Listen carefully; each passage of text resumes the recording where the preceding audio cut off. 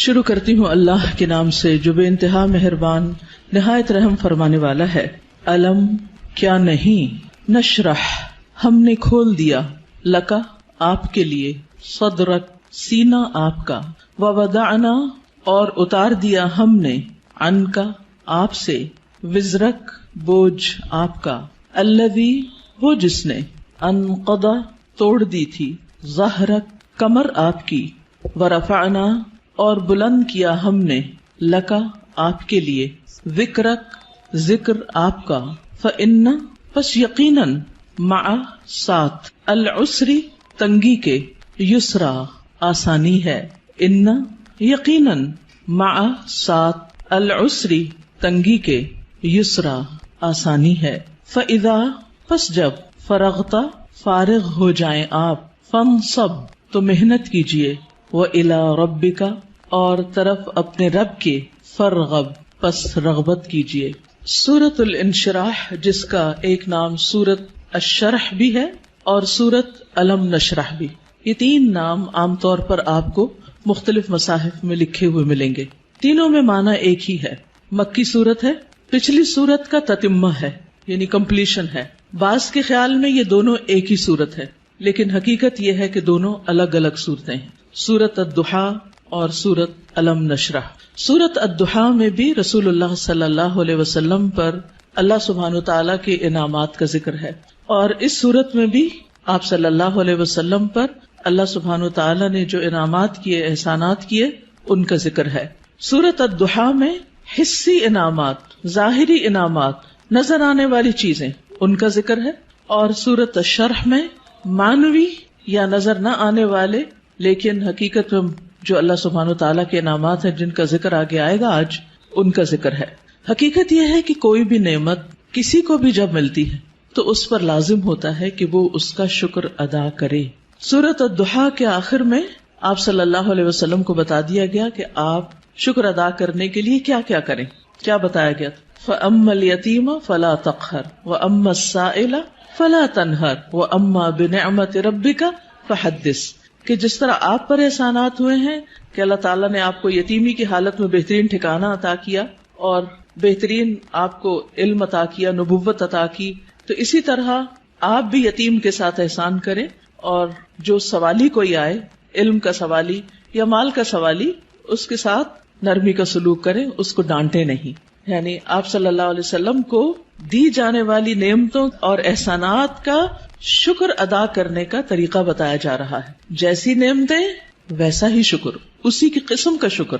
اور اس صورت میں بھی ہم دیکھتے ہیں کہ جن احسانات کا ذکر ہے بعد میں اسی طرح کے شکر ادا کرنے کی بات ہے، اور یہاں چونکہ مانوی نعمتیں ہیں جیسے وحی الہی ہے، اور اللہ سبحانہ وتعالیٰ نے آپ کے لیے جو آسانیاں کی اور آپ کا ذکر خیر جو بلند کیا، تو اس پر آپ کو حکم دیا جا رہا ہے کہ آپ اپنے رب کی طرف توجہ کیجئے، اس کی عبادت کیجئے، جب فارغ ہو جائیں تو بھی اپنے رب کی طرف رغبت کیجئے۔ انسان جب کسی بھی نعمت کا شکر ادا کرتا ہے تو اللہ تعالیٰ کا وعدہ ہے کہ وہ اس نعمت کو بڑھا دیتا ہے اور زیادہ عطا کرتا ہے۔ ہمیں بھی اللہ تعالیٰ نے مختلف طرح کی نعمتیں اور ٹیلنٹس دے رکھے ہیں، بعض اوقات ہم اپنے ان ٹیلنٹس کو فل کیپیسٹی میں استعمال نہیں کرتے، نتیجہ کیا ہوتا ہے؟ ہماری صلاحیتوں کو زنگ لگ جاتا ہے۔ لیکن جتنا زیادہ ہم ان کو استعمال کرنے لگتے ہیں، جتنا زیادہ ہم ان کو دینے لگتے ہیں، اور خاص طور پر اگر کوئی شخص دین کی دعوت دینے والا ہو یا تعلیم دینے والا ہو، تو ایک استاد یا ایک داعی جتنا زیادہ اپنے مدعو کے ساتھ یا اپنے طالب علم کے ساتھ، اسٹوڈنٹ کے ساتھ محنت کرتا ہے، اس کے لیے قربانی کرتا ہے، اس کو سکھانے کی اور اس کو دینے کی کوشش کرتا ہے، تو اس کا علم اور تجربہ اتنا زیادہ بڑھتا چلا جاتا ہے۔ نہ صرف یہ کہ علم اور تجربہ بڑھتا ہے، بلکہ شاگردوں کے دل میں اس کے لیے محبت اور اس کے لیے رسپیکٹ اور اس کی قدر کا جذبہ بھی اسی طرح بڑھتا ہے۔ ہم سب بھی اپنے اپنے وقت میں طالب علم رہے، اور ہم سب جانتے ہیں کہ کس استاد کا ہماری نظر میں کیا مقام تھا، آج تک ہمیں یاد ہے۔ تو اسی طرح ہمارے شاگردوں کی نظر میں بھی ہر استاد کا اپنا اپنا ایک مقام ہے، اور کس کا مقام اور درجہ اور عزت اور محبت اور قدر زیادہ ہوتی ہے؟ جو اپنے شاگردوں کے لیے جتنا زیادہ مخلص ہوتا ہے، وہ علم دینے کے کام کو یا نبوت کا کام کو پیشہ نہیں ہوتا۔ یہ ایک اللہ سبحانہ وتعالیٰ کی نعمت کا، اللہ تعالیٰ کے اس احسان کا کہ اس نے ہمیں یہ سب کچھ عطا کیا، اس کا شکر ادا کرنا ہوتا ہے، اظہار نعمت کرنا ہوتا ہے، اس کو شیئر کرنا ہوتا ہے، دوسروں کے ساتھ بانٹنا ہوتا ہے. اور انسانوں کی تعلیم و تربیت اور انسانوں کو کچھ بنانا یہ دنیا کا سب سے بڑا کام ہے. کیونکہ مادی چیزیں، پتھر توڑ کے گھر بنانا، کوٹ کے بجری سڑکیں بنانا، یہ بھی ایک کام ہے جو نظر آنے والی چیزیں ہیں، لیکن وہ تو ہمارے لیے مسخر ہیں، مطیع ہیں، فرما بردار ہیں. ہم جہاں چاہیں ان کو لگا دیں، جس طرح چاہیں ان کو رکھ دیں. لیکن انسان اتنی آسانی سے بات سننے والے نہیں ہوتے. ان کو مولڈ کرنا اور ان کو گھڑنا اور ان کو کچھ بنانا اور ان کو سنوارنا اور ان کو نکھارنا، جو نبی صلی اللہ علیہ وسلم کے فرائض منصبی میں سے تھا. اور یہی آپ کے بعد ہر استاد کی ذمہ داری ہے کہ وہ طالب علموں کو صرف انفارمیشن ٹرانسفر کرنے والا نہ ہو، بلکہ ان کے اندر کے پوٹینشل کو، ان کی صلاحیت کو، ان کے اندر پائی جانے والی مختلف جو قوتیں ہیں ان کو نکھارنے اور معاشرے کے لیے اور خود اس شخص کے لیے زیادہ سے زیادہ مفید بنانے والی. اور یہ کام والدین کے بعد استاد ہی کرتا ہے اور یہ اس کی بہت بڑی ذمہ داری ہوتی. تو اس پس منظر کو سامنے رکھتے ہوئے ہم اس سورت کا انشاءاللہ مطالعہ کریں گے کہ ہمیں کیا کرنا ہے. سوال یہ پیدا ہوتا ہے کہ کیا یہ احکامات جو اس سورت کے اندر آئے ہیں صرف نبی صلی اللہ علیہ وسلم کے لیے خاص ہیں یا اس کے بعد ان لوگوں کے لیے بھی جو آپ کے طریقے پر چلنے والے ہوں اور آپ ہی کے کام کو آگے لے کر بڑھنے والے ہوں. تو حقیقت یہ ہے کہ یہ سب کے لیے ہیں، آپ کے لیے خاص اور ہمارے لیے عمومی طور پر. تو آئیے دیکھتے ہیں سورت کو. اللہ سبحانہ وتعالیٰ فرماتے ہیں الم نشرح لک صدرک. الم کیا نہیں سوالیہ انداز ہے اور یہ یقیناً کے معنوں میں ہے، قد کے معنوں میں. نشرح ہم نے کھول دیا. شرح کا لفظ ہوتا ہے کسی چیز کو چھوٹے چھوٹے ٹکڑے کر کے، جیسے گوشت ہے تو گوشت کے چھوٹے چھوٹے سلائسز کرنا، اس کو کاٹنا. تشریح سرجری کے لیے بھی آتا ہے. الم نشرح کیا ہم نے کھول نہیں دیا، لکا آپ کے لیے، آپ کی خاطر، کیا صدرک آپ کا سینہ، کیا ہم نے آپ کی خاطر، آپ کے لیے آپ کا سینہ کھول نہیں دیا، آپ کے دل کی تنگی کو دور نہیں کر دیا.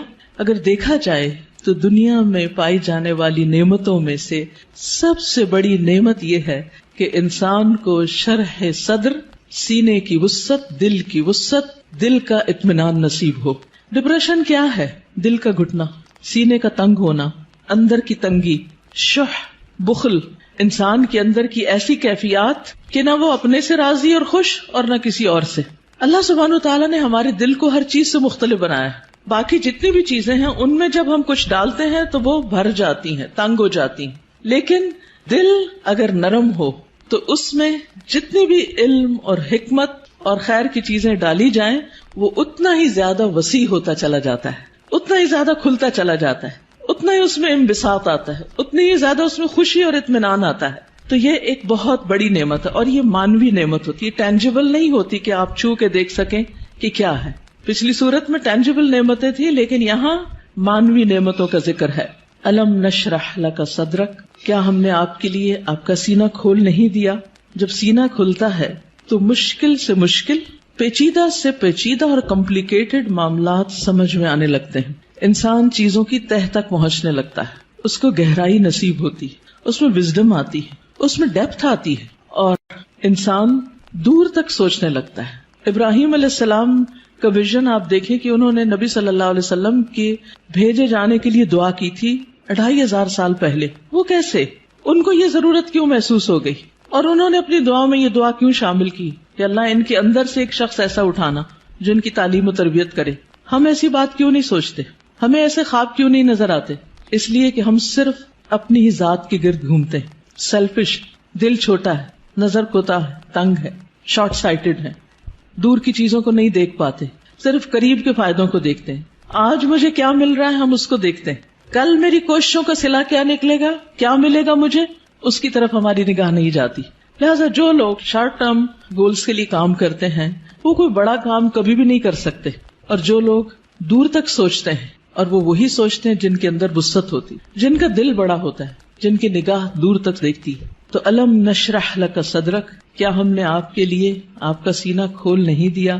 آپ کے لیے اللہ سبحانہ وتعالی نے خیر اور بھلائی کے رستے کھول نہیں دیے، کیونکہ جب تک دل کھلتا نہیں، یہاں صرف دل کی بھی بات نہیں کی گئی، پورے سینے کی گئی، چیسٹ، اور چیسٹ کے اندر دل. چیسٹ کی جگہ زیادہ ہوگی تو پھر باقی چیزوں کے اندر بھی وسعت آئے گی. تو نبی صلی اللہ علیہ وسلم کو اللہ سبحانہ وتعالی نے یہ خاص صلاحیت دی تھی جس کی وجہ سے آپ نبوت کا کام لینے کے قابل ہوئے تھے. اسی لیے قرآن آپ کے قلب پر نازل ہوا تھا اور آپ نے اس کو محفوظ کیا تھا. اسی لیے پھر اس کو صحیح طور پر سمجھ کر آگے بیان کیا تھا، کیونکہ ان سب چیزوں کا تعلق شرح صدر کے ساتھ ہوتا ہے. یہی وجہ ہے کہ ہم دیکھتے ہیں کہ موسیٰ علیہ السلام جب اللہ سبحانہ وتعالی نے ان سے بات کی، ہم کلام ہوئے اللہ تعالیٰ اور ان کو اپنے کام کے لیے چن لیا، وَاصْطَنَعْتُكَ لِنَفْسِي، اور اللہ تعالیٰ نے ان کو اپنی رسالات سے نوازا، تو انہوں نے سب سے پہلی دعا کیا مانگی؟ رب اشرح لی صدری ویسر لی امری واحلل عقدۃ من لسانی یفقہوا قولی، کہ اللہ میرا سینہ کھول دے، یہ ساری بات مجھے بھی سمجھ آئے اور دوسروں کو بھی سمجھ آئے، اور میرا کام آسان کر دے، اور میری زبان کی گرہ کھول دے تاکہ لوگ بات سمجھ سکیں، اور مجھے میرے گھر والوں میں سے ایک مددگار میرے بھائی ہارون کو عطا کر.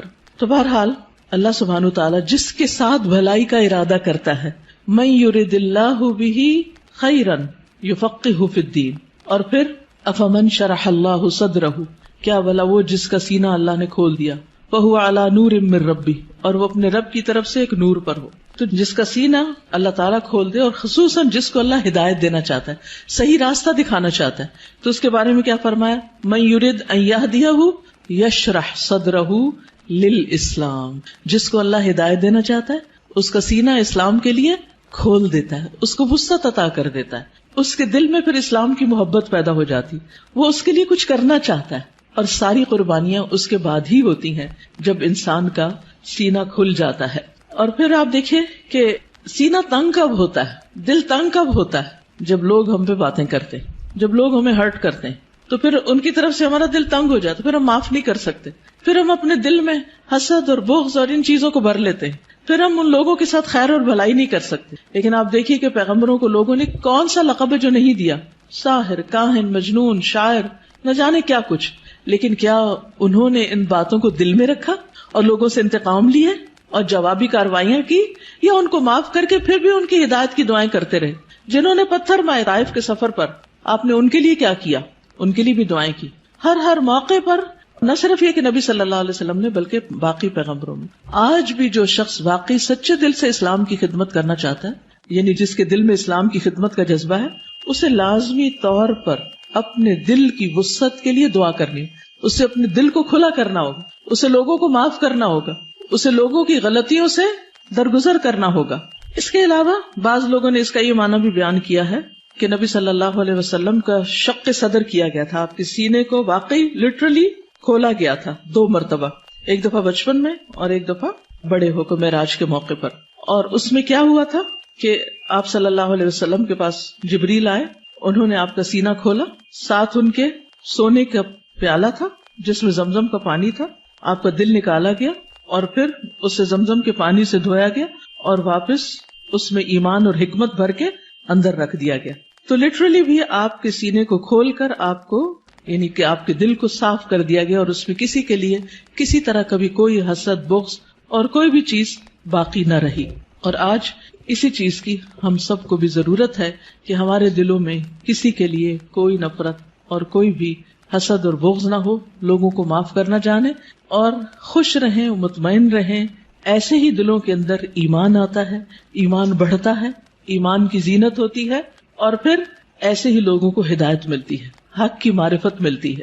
تو الم نشرح لک صدرک، جب سینہ کھلتا ہے تو انسان تقدیر پر بھی راضی ہو جاتا ہے. انسان چھوٹی چھوٹی باتوں کو لے کے بیٹھ نہیں جاتا، انسان اپنے وقت کو ضائع نہیں کرتا، انسان تقدیر پر راضی ہو جاتا ہے. انسان کا پھر عبادت میں دل لگتا ہے، عبادت کی طرف لپکتا ہے، عبادت کی طرف دوڑتا ہے. نماز پھر قرۃ عین لگتی ہے، آنکھوں کی ٹھنڈک لگتی، نماز پھر بوجھ نہیں لگتی، اللہ تعالیٰ کے کسی بھی حکم کو اپنانا مشکل نہیں لگتا. اور یہ صرف اس وقت ہوتا ہے جب انسان کا سینہ کھل جاتا ہے. الم نشرح لک صدرک، اور پھر کوئی بات سمجھنے میں رکاوٹ نہیں آتی. انسان بنا کہے دوسروں کی باتیں سمجھنے لگتا ہے، اسے دوسروں کی ضروریات نظر آنے لگتی ہیں، وہ دوسروں کی کیئر کرنے لگتا ہے. دوسری نعمت جس کا ذکر کیا گیا، وَوَضَعْنَا عَنْكَ وِزْرَكَ، اور ہم نے اٹھا دیا آپ سے، ہٹا دیا آپ سے، وزرک آپ کا بوجھ. وضع ان کا مطلب ہوتا ہے کسی چیز کو اٹھا لینا، اور وزر کہتے ہیں بھاری بوجھ کو. اور وزر قرآن مجید میں گناہ کے معنی میں بھی آتا ہے، ذنب کے معنی میں بھی۔